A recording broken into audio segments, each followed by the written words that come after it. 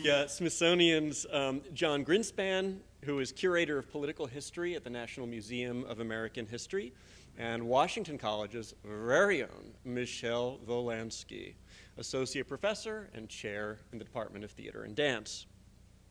Now, at first glance, these two might appear to have little in common. Facial hair, I guess? No, beyond facial hair.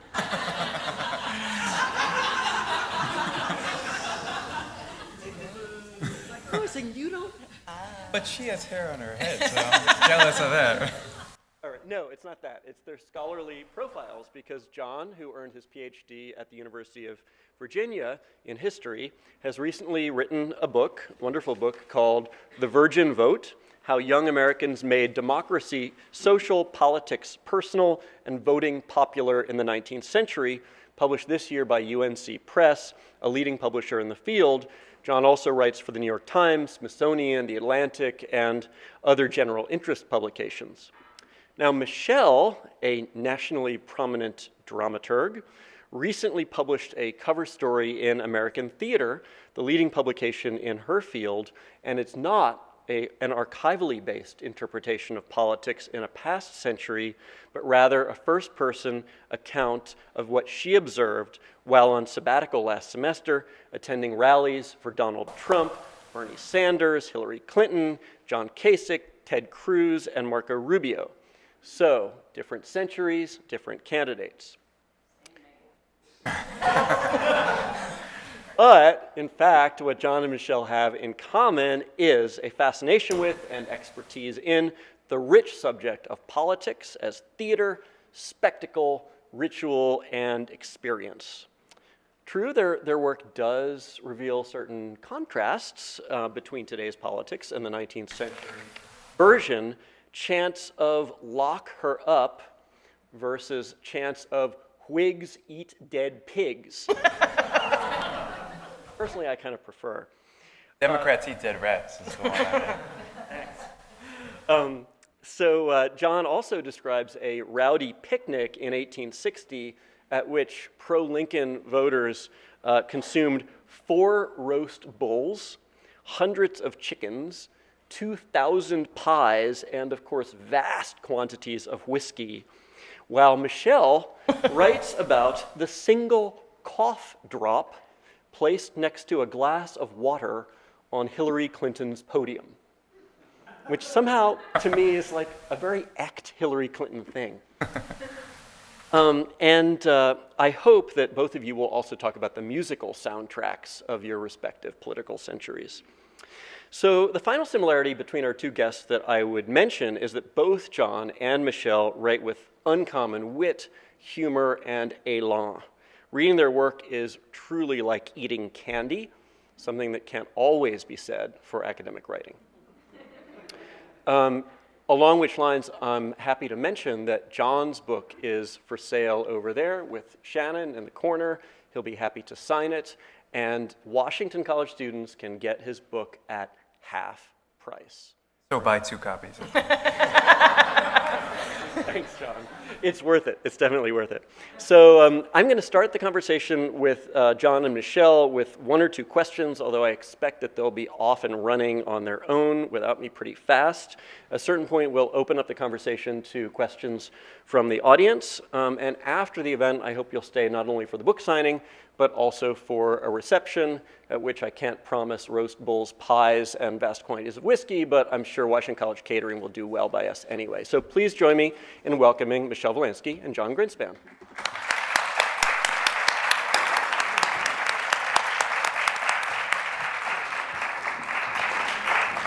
So, question I want to start with, and maybe Jon, you'll start to answer, and then Michele can chime in. And I know you will chime, Michele. I chime. Always do.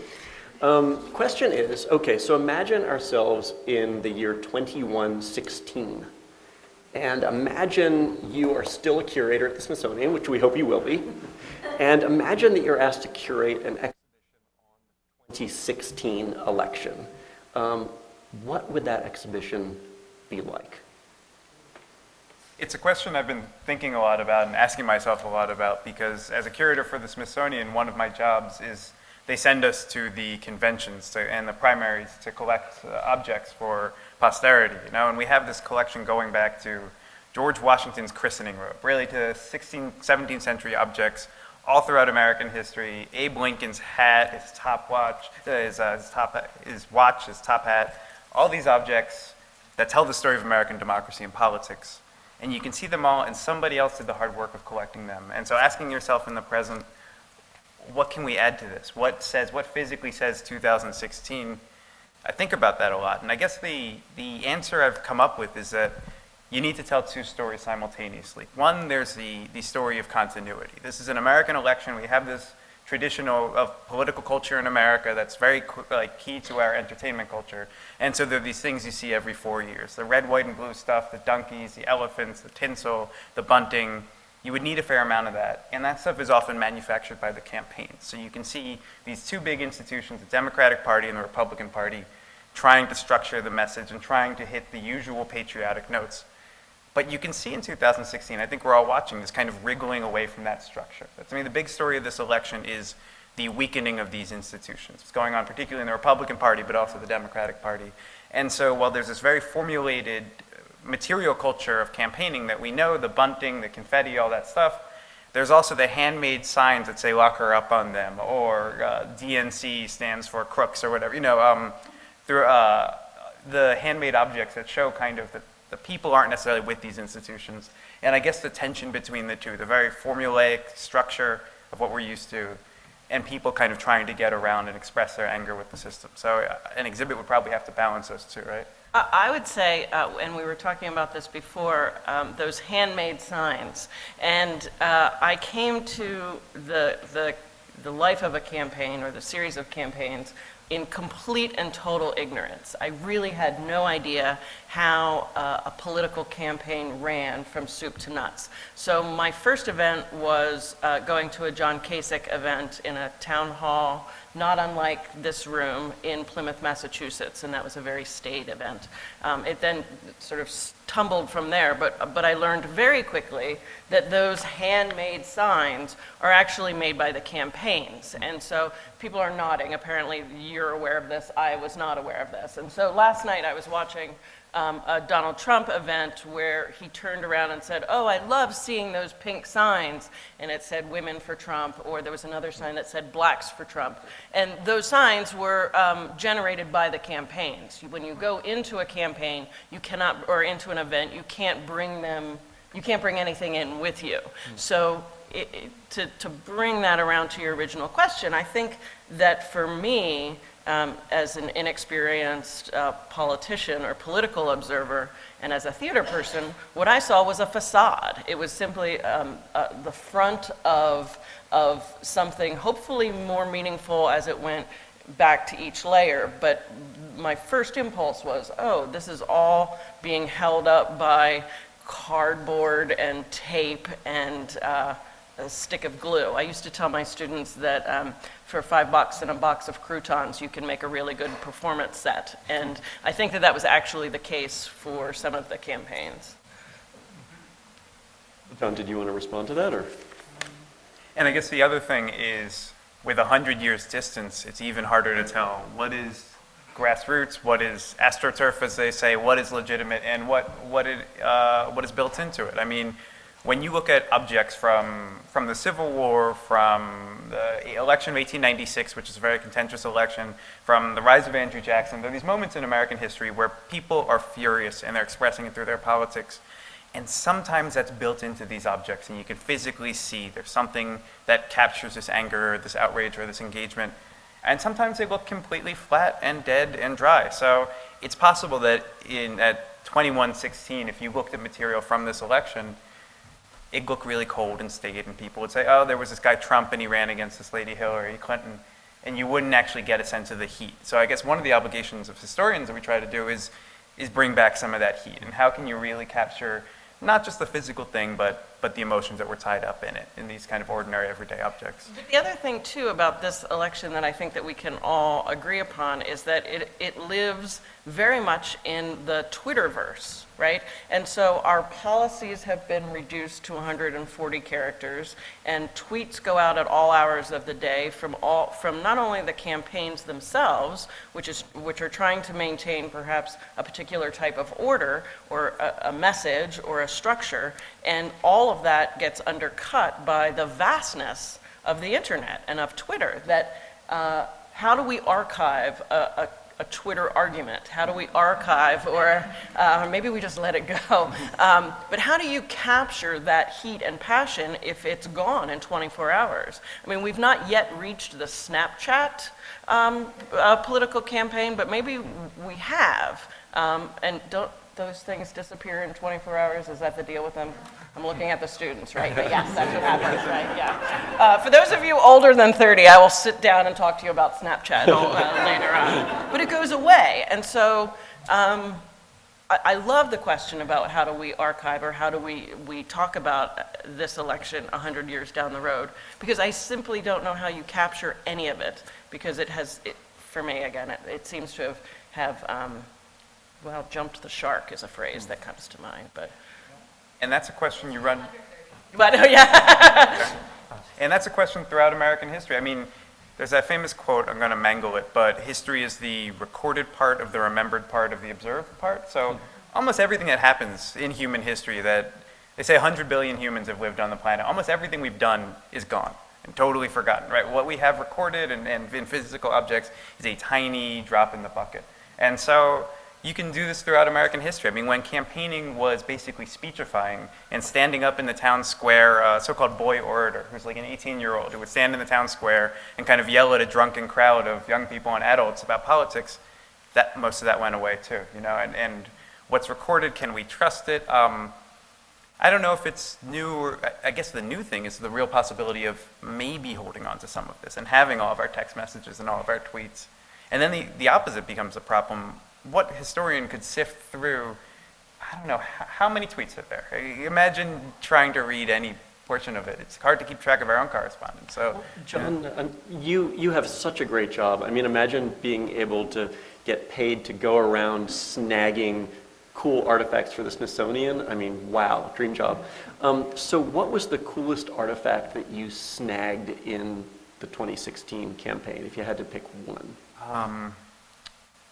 There's one I like for two reasons. There was this guy at the Philadelphia Democratic Convention at a protest at City Hall, and he had this big umbrella, like the largest size umbrella you could have, a blue and white one, and he'd emblazoned the top of it with all sorts of Bernie Sanders slogans and no TPP, and the Bernie Sanders, the hair and the glasses without the head, the outline of Bernie Sanders, all this amazing stuff. And what was cool about it for me was two things. One, he'd come from, I think his name was Patrick, he'd come from Denver, he'd gotten a ticket to Philly and had no plan for how to get home, where to go, where he was going to spend the night. It rained on his umbrella the night before, so Bernie Sanders was kind of melting a little. It was a metaphor for Yes, what was happening in Philadelphia. Yeah, it was really fitting. And also, in addition to the fact that this guy made it, and you meet the guy, and he has a story, we have women's suffrage umbrellas from 1913. This is a thing people have done throughout American history, is you need a big surface you can carry around. Well, umbrellas work, you know? So the fact that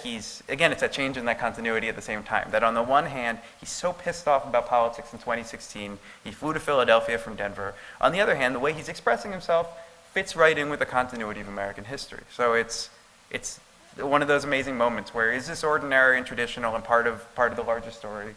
Or is this something new and different? How did you manage to get his umbrella out of his hands in a rainstorm? I let him keep it for the night. Very nice. That was nice of you. But he was crazily enthusiastic. He kept up with me, followed me, and sent it to me, and he was really, when I told this guy I wanted in the Smithsonian, his eyes lit up. And there's a lot of goodwill, and the idea that we're going to take care of it and it'll be there in 100 years, it means a lot to people. Yeah. So he worked really hard to get it to us. So now we have it, and he can come visit it whenever he wants. True immortality. Yes. Michele, turning. I have a thing. I got a thing. Would you like to hear my thing? I don't have it with me because it's a little mangled. I have a balloon that dropped on the floor in Cleveland at the Republican convention. So I was way, way up in the nosebleed section, and I made my way down onto the floor after the balloon drop, and I grabbed a balloon.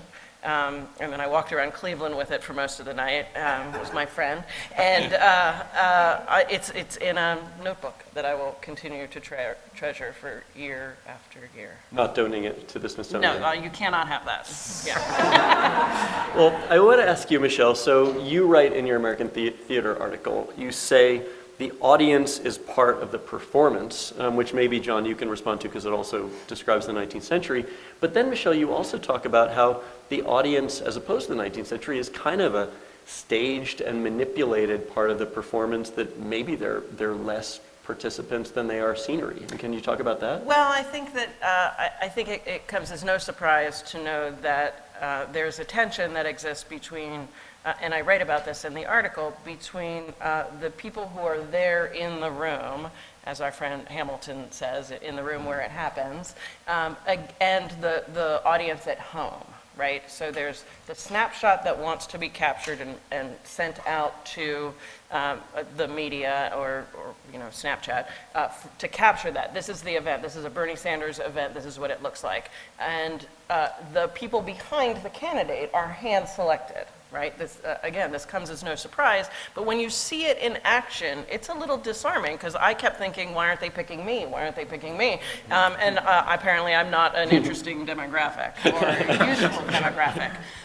So that tension between what I'm supposed to be looking at as someone who might be persuaded or attempted to be persuaded by a given political speech, and who's being persuaded back at home. So the article, I talk about specifically the Sanders campaign, that it was a very, very white audience in Scranton, Pennsylvania, or Reading, Pennsylvania.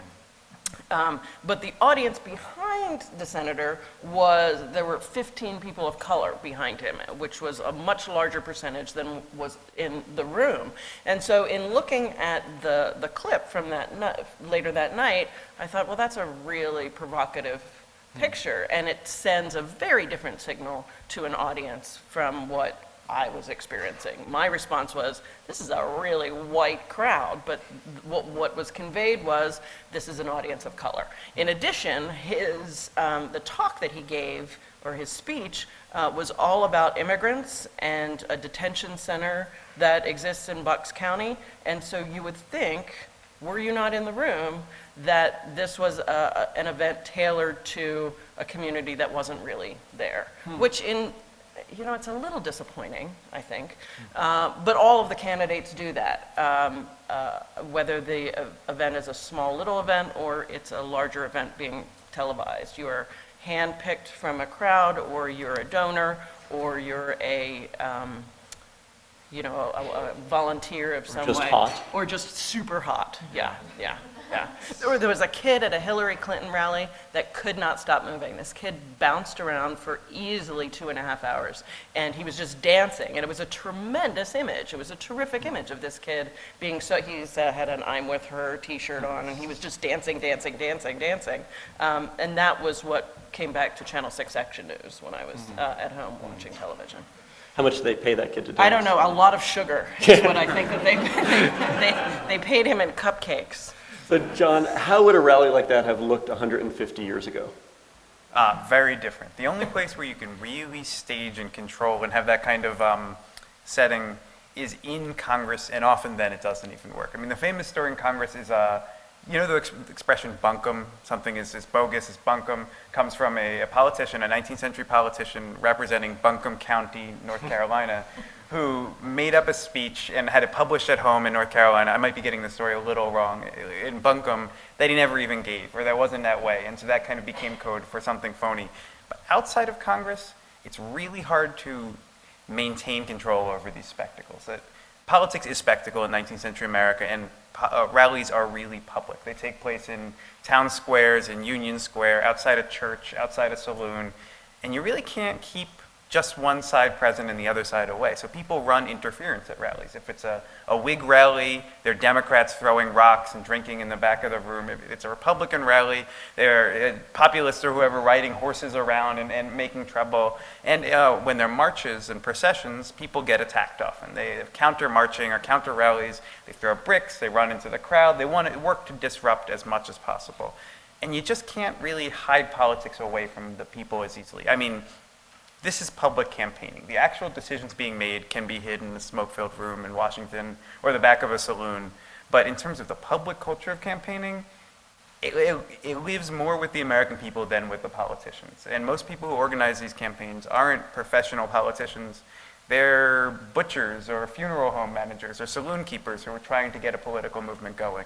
And so this is, I really think in a way, this is the first truly national entertainment also. There isn't a national entertainment culture in 19th century America. There's no Oscars, there's no Super Bowl, there's nothing like that. And also many people have left behind whatever culture they came from. If their families came from England or Germany or Ireland or West Africa, they don't have those folk traditions anymore. So public politics kind of stands in as the folk tradition. And parading, making spectacles, making public arguments, debates, leading all the way up to rioting, that is America's national culture. That's what the whole country has in common, is fighting over the federal elections. You know. There's this point when Thoreau is writing, and he says, might get this quote wrong, but he says, they're in great haste to connect Maine and Texas with a telegraph line, but it might turn out that Maine and Texas have nothing to communicate about. And the thing they have to communicate about is politics. Arguing about politics is really what creates a nation, or a national culture in 19th century America. I think it's useful to think about our friends, the ancient Greeks, and how they, they're our friends, right? How Aristotle organized the elements of theater. So my students know this, right? So his preferred order of things to go into a play are plot, character, thought, diction, song, and spectacle. And there's been a lot of discussion over the centuries about what he actually meant by spectacle. And in some cases I land on it as the most important thing, that Aristotle actually got it wrong, that spectacle should be the first over plot. And then other times I have to sit down because it's too exhausting to think of leading with spectacle. But this idea of things that are uniquely theatrical, the things that you can only do in a room breathing the air with other people, is for me what spectacle is. And I think that if there's anything, again going back to our ancient Greece, if there's anything to be said about why we're so fascinated by the political process, in the same way that we're fascinated perhaps by theater, is that they have an educative purpose, right? So the original premise of theater was to educate a population, to educate the polis, right? To instruct moral guidelines, to codify ways of behavior. And I think that perhaps, again, you're the historian, but perhaps that's what we were trying to teach one another, how to have a democracy. And it just happens to be really messy. Yeah, and sometimes fighting hostility is the best way to express it. Yeah. I guess I like the breakdown there. And sometimes in 19th century politics, the spectacle overwhelms the plot. Yeah. And that people often go to these rallies and leave, they write in their diary entry, I went to a rally, 5,000 people standing in a field. There's a guy standing up front on a bandstand or a soapbox, and they talk about his gestures, they talk about the crowd, the fireworks, the whiskey. And they say at the end of the diary entry or whatever, I have no idea what he talked about. This is politics on one level. That the ideology is not foremost. At a time, especially before microphones, how loud can you project to 5,000 people? So what is politics? What did you just go see? It's not the question of the tariff or immigration or slavery or whatever for maybe the majority of people engaged. It's something about spectacle. And those events, they really were drunken orgies too, right? I mean, whereas I suspect that the Bernie Sanders rallies, any mind-altering substances were more of the sedative variety, if you know what I mean. Or their mind. So you had more fun at Bernie Sanders than anywhere else. I had a good time at the Republican National Convention. I had way more fun at the RNC than I did at the DNC. Really? Yeah, tell us about that. I did, and part of it is because I think there was a, how do how do I say this? I think that there was a theory that something bad was going to happen. I think that there was the perception that something bad was going to happen. And, you know, it's why we watch car racing or we watch people on tightropes to see, you know, who's gonna mess up or who's gonna fall. So I think that there was the energy level in Cleveland, and you were there, so tell me if you felt this, that there was just something simmering below the surface. And part of the layout of Cleveland that again, I found way more enticing than in my hometown of Philadelphia was the public square, the protest area in Cleveland it was half a mile from where the convention was taking place. And so protesters and delegates and dramaturgs and outside observers could mingle in a way that really felt like we were all engaged in the same process. And so I found myself spending a lot of time at the public square, not only because I was interested in how people were talking about what was happening down the street, but also because the audience was, for me, wildly engaged in the issues of what they were talking about. I stumbled upon an intersection between Black Lives Matter, the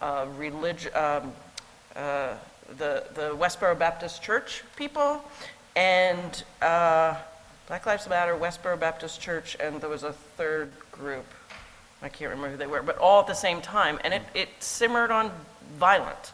It really had the potential to be quite violent. But again, people would step forward and they were allotted time at the microphone and they talked through it, which I found to be optimistic. I completely agree with all of that. The Republican convention, to me, it felt tighter and people were more close together, but also, this is superficial, but you could get food easier, you could get drinks easier, you could really, Yeah.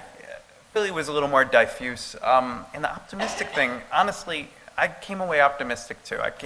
Went expecting a riot, and you'd heard that news people had been given riot training. And so before I went, I actually called a friend of mine who was a cop, and he gave me some advice on what to do in a riot, which I'm sure wouldn't have saved my life anyway. But and then everyone, part of it is the Smithsonian has a lot of goodwill with it, but everyone I spoke to individually was so friendly and engaged and interested, no matter whether they're protesters, delegates, cops, whoever you talk to, on a one-to-one basis. It's really uplifting conversations, even if I fundamentally disagreed with their politics.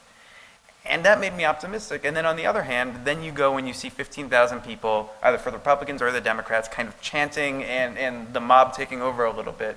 And it's one of those moments where you don't know whether to be optimistic about individuals or pessimistic about big groups of people. It kind of reminds me of the Christmas truce stories during World War I, that World War I soldiers would have truces during Christmas, and German and British soldiers would exchange cigarettes and talk.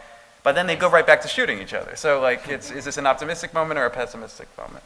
I also think that was the one individual on a stage commanding 10,000 people was a real sight to behold. Now, I should note that the other thing I did on my sabbatical was follow Bruce Springsteen, and so I saw 11 political events that I saw Bruce 7 times. So I spent a lot of time watching a guy on stage commanding a room. But there is something quite powerful about one individual talking to a room full of 10,000 people and commanding that attention. I mean, Bruce has the E Street Band and he's got the rock and roll and all of that. But Mr. Trump stood and held that room wrapped, which is an impressive feat of acting. It's an impressive oratorial feat. And I also think that he was able to get his supporters on board in a way that none of the other candidates were able to do for me. And I think it does go back to that, what the studio, what people at home are experiencing versus what you feel in the room. That, I don't know, when Michelle Obama or Rudy Giuliani is just taking over a room, it really, you do feel that. And one of the moments that I think I'll always remember that I bet at home people didn't experience was at the Republican convention, right after, maybe you remember this, right after Ted Cruz was kind of booed off stage. And there was this kind of sense of something's going on and you don't quite know what, and there are people booing. something happened with the audiovisual stuff, and the screens kind of started buzzing and going fuzzy. You know, there are 10,000 big monitors, and someone kind of started acting weird. And for a moment, it seemed like the point in a Batman movie where the Joker's face comes up of the city, you know? And it really felt like this electric moment where something's happening here, and something's happening to our democracy, and we're not sure where it's going. And it really, obviously it was just some kind of glitch or whatever, but that sensation of what is going on here, what's about to unfold, was really powerful. Yeah. Okay, I'll tell that. I have a little story to tell. Adam is raising his eyebrows. No, I'm not ready. So one of the things that I learned in Cleveland was that the Republican, a number of staffers from John Boehner's office, former staffers, created a production company called Warehouse Productions. And starting in 2000, these former staffers would host a super secret party in a warehouse somewhere off-site. And the party was planned so that you simply could not talk about politics. They rigged it so that you can't get on your phones, you couldn't get any kind of signal, so you were really forced to be in a room talking to each other, along with 3 live bands, 6 bars, and a big giant dance floor. So I wound up at this party, because that's what I do, and it was the night that the event with Ted Cruz happened, and there was a palpable sense of distress in the room. I later ran into John Boehner, who was dancing, so he seemed to not have any concerns. This is an image that is seared in my brain. It's hard to get it out of your head. But there was a sense, as I moved from one room to the next, there were people talking in corners. And I definitely had the sense, it was the only time at either convention, that I felt like something was happening that I was not privy to, but it was going to have significant repercussions. And clearly it did have until a couple weeks ago, but it was a fascinating moment. And that's a famous H.L. Mencken quote, which I'm not going to try to recite, but H.L. Mencken was a writer in Baltimore who went to a really popular kind of witty writer in the 19-teens and 20s and 30s, and he went to a lot of conventions, and he writes about them that they're excruciatingly, mind-numbingly boring until something really thrilling happens. And that's throughout American history. That's the boring recitation of party platforms and then a riot breaks out, or a procession you've seen 10,000 times before until something really electric happens. Going to the conventions, you know how on Amazon you can get old books kind of printed out and sent to you for $1 or $2? I got a copy of Murat Halstead, who was a famous writer in the Civil War era, his observations of the 1860 conventions, which is when the Democratic Party splits and has essentially 2 conventions. And he writes about the sensation of not knowing what's happening, watching this party split apart. Half the delegates have revolvers in their pockets. Maybe that's an exaggeration. We have the expert right here. And it lives on. You know, there are staid, boring conventions and staid, boring years. They never seemed that boring at the time, but you can see in retrospect that they were. And then there's 2016. Well, there probably were a lot of revolvers in pockets at the Trump rallies too, I would imagine. But I want to open things up to questions because I'm sure people have them in just a moment. But before we do this, one subject I want to bring up that both resonates with the 19th century, it's a big part of your book, and resonates certainly with this election, and that is the role of youth and the youth vote. And there are a lot of youths in this room too. So maybe you can both talk about that for just a moment before we open it up to questions. Well, I would say that having had a lot of friends who've worked on campaigns, that elections are run by the kids. The event runners, the folks who move from city to city to set up events, to plan events, to recruit volunteers are all under 30, mostly because they don't need food or so much sleep or even clean clothes. And there is something really dynamic about that energy. So both at big rallies and at small rallies, I found myself looking for the youngest ones in the room and knew that they were running the ground game. John, what is your thought from from, I mean, it was the same thing, and your book is all about those kids running the ground game. But some of them were toddlers, the youngest ones in the room, right? Yeah, the way to get kids engaged in politics is to start them as young as you possibly can and talk politics at the dinner table and argue with them. People started in the 19th century 5 or 6, but if your name is Andrew Jackson, whatever, you're started with politics at age 0. I think it's striking how many young people are engaged in politics. In terms of running the campaigns, I guess one of the differences in the 19th century that makes it much of more mass engagement is that young people are really getting something out of politics. It's not just that they care about the issues and they want to see these people elected.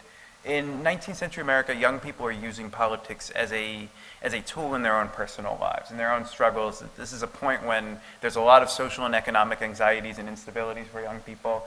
And the political system is this big, open, shared thing you can gravitate to. If you can't get a job, you can still be active in the political campaign.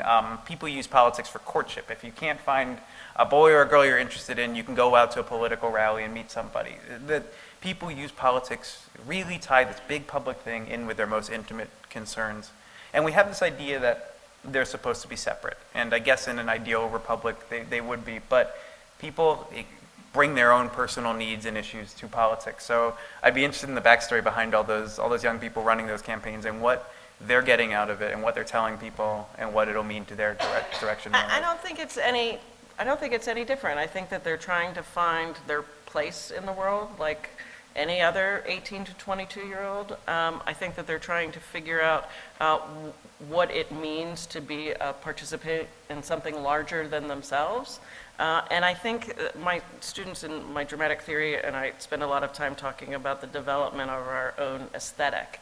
And so I think that, and there's a great story in one of your books about a young girl whose father was in one party and she wound up disagreeing with him and what that means to step away from your family. And so I think our students here are in the same boat, right? They're trying to figure out, we were raised with this particular aesthetic or political agenda or educational philosophy, and things start to change the more they get involved in a given set of circumstances. And women in these political debates and rallies and parades, I mean, a century before they could vote, actually. But I want to make sure we have time for the room to jump in, if that's all right.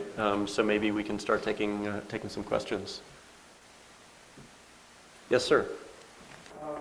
So, this entire time has sort of been really running with how do you curate something like a national convention? And it's something that I feel we as a culture have been struggling with for centuries. I mean, and it's a uniquely contemporary issue to feel that we can curate that sort of thing. In a world of filmography and pocket photography, you don't see the smirk behind the camera. We've sort of had, it's something that is uniquely theatrical. For instance, there is a famous riot in the theatrical world called the Astor Place riot, which is, it was caused due to class differences. I'm sort of rambling. I apologize.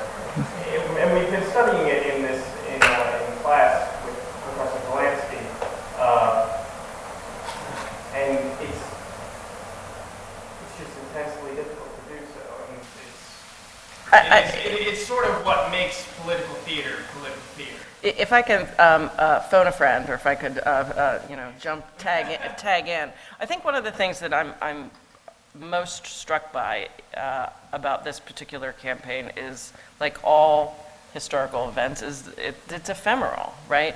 And so how I perceive a theatrical production or how I perceive a theatrical event is so specific to me, and I create my own narrative about it. And so how you are meant to come up with an unbiased, objective presentation of that is as difficult as saying this production is good and this production is bad.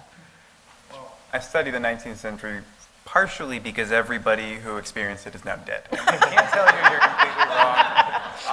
There's no one to come back and say, you got it Yes, wrong, exactly. John, you're Nobody wrong. can weigh in. But I do think you mentioned the smirk behind the camera, and one of the interesting things about this campaign is one candidate and his supporters, Donald Trump, is really making this as much about the media as about the person he's running against. And people chanting CNN sucks at rallies and that kind of thing, being covered on CNN. So one candidate is doing something, it's not unprecedented in American history, but we haven't been doing as much, which is as much fighting with the way the story is told as the story itself. And the other is as much as possible trying to run an ordinary, almost 20th century campaign. And so this question of breaking the fourth wall or whatever is kind of going on here, and how the story will be retold and what we'll take away from this election, I think is largely about what role the media is playing and how it's being engaged. And again, it's about institutions that are weakening. That just as the political parties are weaker, so they couldn't really control who became nominated or how they behaved, the media is weaker, and so they really can't control the voices, and they can become a political football themselves. And that will definitely affect how it's retold in 100 years, I think. Should we take the next question? Yes, Larry. This is a little bit related to that. Michele, you talked about the tension between addressing the audience in the room and the audience on television. Was there any difference in the balance between those two from one campaign to the other? And the reason I'm specifically asking, I get the impression that Mr. Trump is so enamored of the group in front of him that he causes all these V8 moments for his staff when he says things to those folks that go out on television. So is there, besides that, is there between basic and cruise? Well, so I've been to 3 Hillary Clinton events, and her, I don't know if I should say this, her disregard for people in the room is shocking. So her events are notoriously 90, 105, 2 hours behind schedule. And so that is so people are standing in the room waiting, 2,000 people at the Fillmore in Philadelphia are waiting, and they are older people, right, and children, and we're waiting, and we're waiting, and waiting, and waiting, and it was I would suggest that it was making sure that the shot was right, that the picture that was wanting to be presented, they were waiting for something, and I don't think it was that cough drop that was on the table for her. And with Bernie Sanders, it was a glass of water. It was or a stool. Stool put on, stool taken off. Stool on, stool off. It was like a Lotzie from a Commedia dell'arte show. But I think so in that instance, there was much greater concern for something beyond us in the room. This doesn't go to that question at all, but it just reminded me. I had colleagues who I recently replaced who've been going to conventions and primaries for years, and they said they always liked the New Hampshire primary best because the speeches used to be all held outside. And New Hampshire in February, people give a quick speech and they don't really, they get up, they talk, and they leave because it's 0 degrees out and snowing. So now that the speech has been moved inside in New Hampshire and are heated, they say people are longer and it's more tailored to their audience, but they like that kind of town hall democracy where you get up, you shout something, and you sit down. So I guess we're getting further from that. And the Kasich event was terrific. He started right on time, and he wandered around the audience in a really deliberate way. He greeted people. Again, it was a much, much smaller crowd, but there was an intimacy and a connection that felt as though the cameras weren't even present. And they were there. Did I see a question from a student over on this side? Yes, sir. So I just want to preface, I'm not going to attempt to speak for all millennials. Oh, please do. My question deals with election fatigue. For me personally, this is my first presidential election when I was 21 years old. The first real election I was really interested in was the midterm. That was a combination of having mono and losing my remote and being bedridden. 4 weeks, and that's all I had left. So, but what I noticed in that one is, for example, in 2014, when I went on Facebook or when I went on Snapchat, it was Facebook and it was Snapchat. Today, if I pull up Facebook, I'm going to see cat videos, I'm going to see political opinions, and I'm going to see now this articles and just stuff to trigger me, stuff to get me to have an opinion. And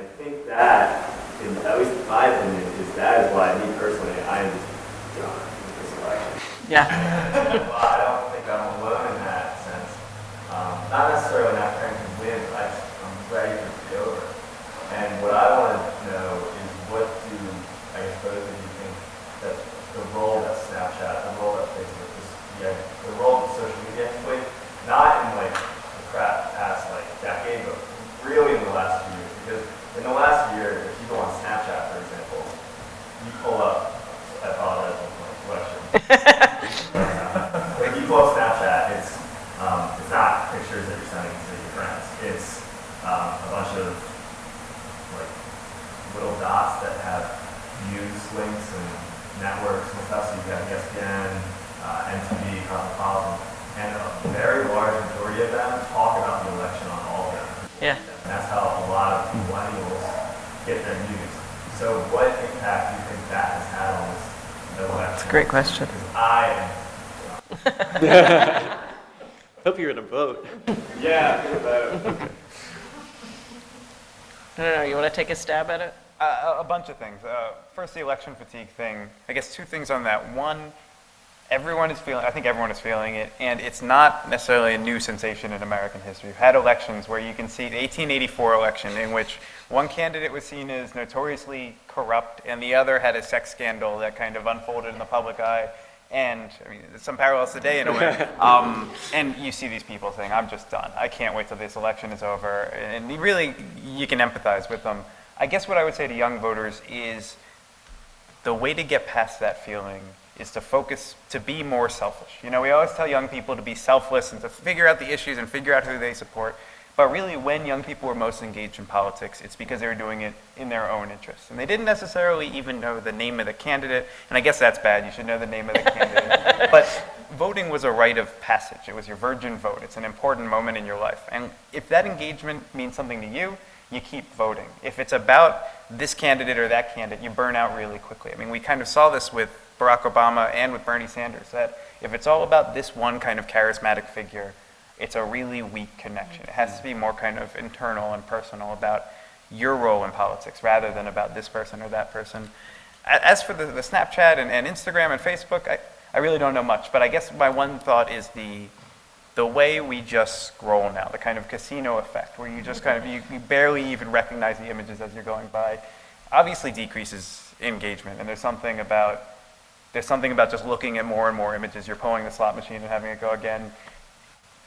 I don't know. I can say that's bad, I guess, is the best I can do. And it kind of distances us from stuff. And I think that there's something to be said. I mean, we know that we're living in a time where we live in echo chambers, right? That we live in communities and we live in places that reinforce our own opinions and values and stereotypes. So whether it's electoral gerrymandering or that we gravitate towards those that are similar to us. But I always look for going beyond what is familiar to me. I like to go into circumstances, and call me a glutton for punishment, but I like to go into circumstances where I'm the only one, or I think I'm the only one with a particular point of view. And so I try to find, whether if I'm online, I try to find websites that are contrary to what I would not normally, but that reflect my own political aesthetic. And so I think that that's useful. I think that reinforcing your preconceived notions is actually not useful and will get you burned out faster, because you can only hear Hillary is a crook, Trump is a lech, Hillary is a crook, Trump is a lech, Hillary is a crook, so many times before you say, okay, I get it, this is the narrative. But I think that, so there's that, I think getting out of one's comfort zone or secure place. And then the other thing is putting yourself in someone else's shoes. I mean, we talk about that all the time in theater, and the role of empathy. That what does it mean to have a point of view that is the exact opposite of my own? And that there's value in that too. Also, just put the phone down, right? Yeah. Put the phone down and give someone a hug. I was surprised that you talked about all the Don't phone do that calls. in Cleveland. Don't hug people in Cleveland.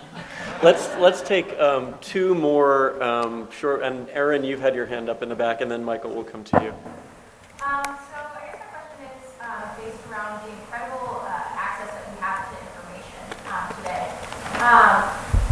compared to 100 years ago, how has that changed American democracy and the popular vote as it stood then and as it stands now? In a way, you can say that it hasn't changed that much.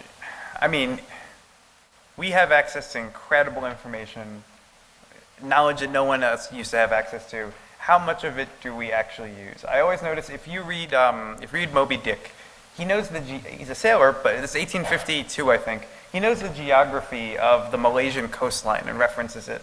We can pull that up on our phone right now, and we still know probably less geography than him. So access to information and maintaining and holding on to that information aren't the same thing.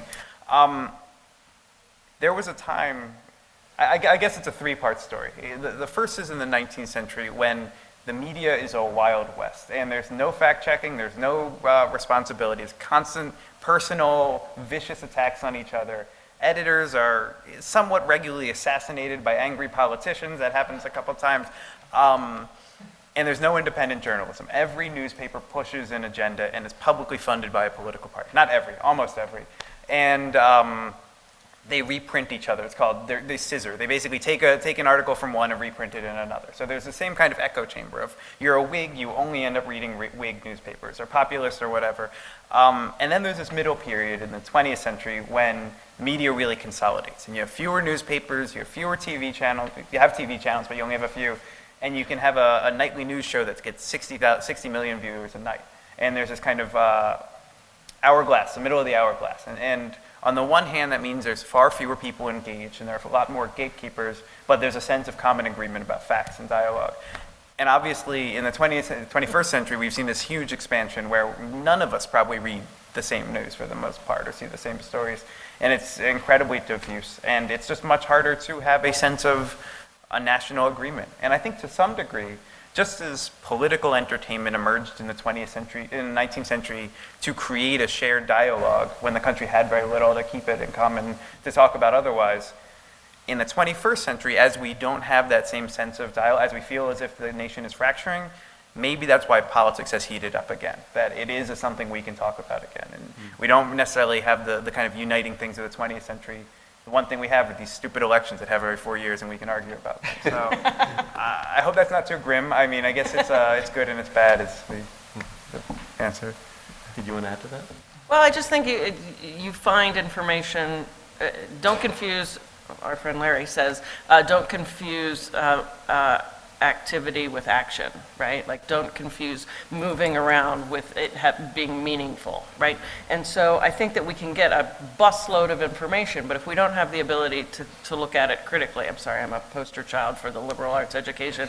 If we're not able to suss through it and move through the information with a discerning eye or with an inquisitive eye, then it's utterly useless to us. It's just a barrage of information. So Professor Harvey, I'm sure you have a spectacular question to bring us all home. From the eras that you studied or witnessed, leave us perhaps with your favorite moment of political theater or stagecraft that you learned about or experienced? There's something terrific about those balloons coming down in both parties, and I don't mean to be glib about it. I really don't. It felt in both instances, I mean, I could talk about specific moments where I felt like, oh, Hillary Clinton really heard me, or Bernie Sanders, touched my shoulder or whatever. But there's something about that in both, and it's a ridiculous tradition of billions of balloons dropping from the ceiling, but they're so childlike and they're so innocent, and we saw Bill Clinton playing around with them. And we saw the Trump kids playing with them. I mean, there's something celebratory about them, right? It's like balloons are, so it was the culmination of a week gone well for both parties. It was a celebration that we have a democracy, right? That we can still move forward. I don't know, for me, that was uplifting. I don't know, that's the first thing that comes to my mind. I guess I'm going to have to say the 1840 election, which is one of those things I spend a lot of time thinking about, but I forget that most people don't know what I'm talking about. So, and if you know anything about the 1840 election. Perfect. All right, then I can't be wrong, right? You can say whatever you Yes, want. I know. Don't argue with me. In 1840, there's this guy, William Henry Harrison, running for president. He's a very elderly man. He's a little boring. And he's seen as kind of retiring and not that engaged. And so his opponents, he's a Whig. His opponents, the Democrats, say, William Henry Harrison is so lazy. How lazy is he? That he will if you just give him a barrel of hard cider, he will sit in his log cabin and drink his hard cider for the rest of his life, and you don't have to worry about him anymore. And the Whig Party, which had kind of previously been the weaker party and behind in public campaigning, says, that's it, there's our symbol, we're going to make this insult his strength. And so they say, that's right, he lives in a log cabin, he drinks hard cider just like you. He's the candidate you can have a cider with. And they start making these log cabins on wheels and rolling them throughout America, and they give out millions of gallons of hard cider, which people like. He starts giving speeches in which he holds a big ceramic flagon that's supposed to be cider and drinks from it. And he's actually a Feet Virginia aristocrat originally, but he puts on this kind of common man approach, and this party that had been seen as kind of the elitist party in a way really learns how to make campaigning, reaching out to the common man, popular. And they organize a really nationally coherent campaign. They're doing this in Maine and Georgia and Ohio, all over the country. They're doing the hard cider, they're drinking the hard cider, they're rolling around log cabins, and it creates this huge jump, the highest jump in voter turnout in American history. 3/8 of voters who turn out had never voted in an election before. And it works, and it's, again, this story of, is this AstroTurf or is this grassroots? Is this the common people rising up, they like hard cider, they live in a log cabin, or are they being completely manipulated by some clever guys in Washington and Ohio who are organizing this whole thing? And that's American democracy, isn't it? Like, we feel it this year especially. But I love balloons, lots of balloons. And I just love this tension. Is this an uplifting moment, or is this we're just being played again? And I think this is we can see it this year especially, but we'll never know the answer to that, right? That's the beauty of politics. Well, I think any conversation that ends on William Henry Harrison has got to be awesome. So thank you, Michele. Thank you, Jon. Thanks to all of you. And